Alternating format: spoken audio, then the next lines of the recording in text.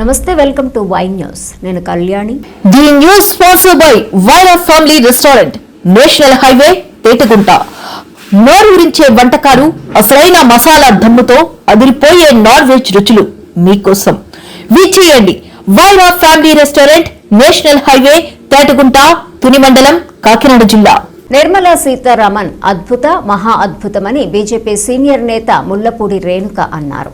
ఆత్మనిర్భర్ ఇచ్చే బడ్జెట్ గా ఆమె అభివర్ణించారు. ఎంచుకున్న రంగాల్లో యువతకు ఉద్యోగ కల్పనకు ఈ బడ్జెట్ ఊతమిస్తుందని, టూరిజం రంగానికి పెద్దపీట వేస్తారని ఆమె పేర్కొన్నారు.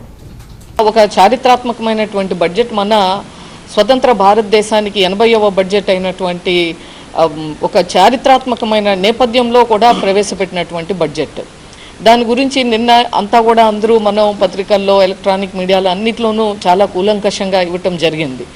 దాంట్లో ఉన్నటువంటి ప్రాధాన్యతలను హైలైట్ చేస్తూ ఇప్పుడు పెద్దలు వీర్రాజు గారు కూడా అనేక అంశాలని స్పృశించడం జరిగింది.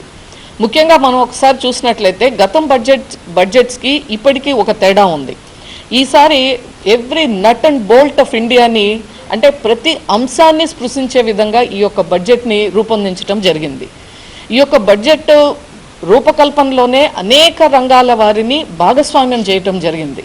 యువతను కానీ, ఆయా సెక్టర్స్, టెక్నాలజీకి రిలేటెడ్ కానీ, డెవలప్మెంట్ కానీ, ప్రతి సెక్టర్లో ఉన్నటువంటి ప్రతినిధులని, ఎక్స్పర్ట్స్ని వారితో ఆయా స్థాయిల్లో ఒక చర్చలు జరిపి వారికి ఉన్నటువంటి వారి ఆకాంక్షలు, అవసరాలు, భవిష్యత్తు ఒక లక్ష్యము, వాటికి కావలసినటువంటి ప్రభుత్వ పరంగా తీసుకోవాల్సినటువంటి చర్యలు, దాని మీద చర్చలు జరిపిన తరువాత ఈ యొక్క బడ్జెట్ని రూపొందించడం జరిగింది.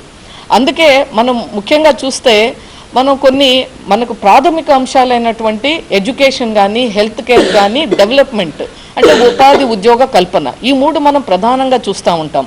ఆ యొక్క రంగాల్లో కూడా మనం చాలా ఇంపార్టెన్స్ ఇవ్వటం జరిగింది.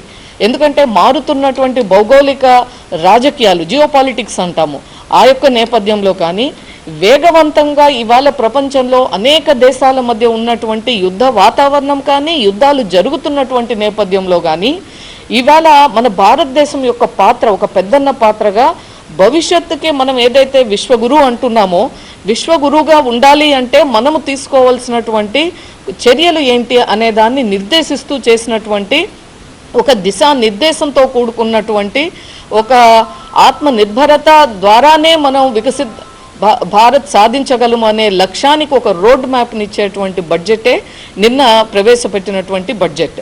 మనం భవిష్యత్తులో అనేక రంగాల్లో ఒక మెడికల్ హబ్గా, ఒక టూరిజం హబ్గా, ఒక మ్యానుఫ్యాక్చరింగ్ హబ్గా, ఒక టెక్నాలజికల్ హబ్గా, అన్నిటికీ మించి భవిష్యత్తు ఇప్పుడు చూస్తున్నాం. ఏ రంగంలో చూసినా artificial intelligence and quantum mechanics, అంటే ఇప్పుడు ఐటీ డిస్రప్షన్లోకి వెళ్ళి ఐటీ ప్లేస్లో ఏఐ వచ్చింది. దాని మూలంగానే ప్రపంచంలో అనేక దేశాల్లో ఉద్యోగాలు కూడా కోల్పోతున్నటువంటి పరిస్థితి.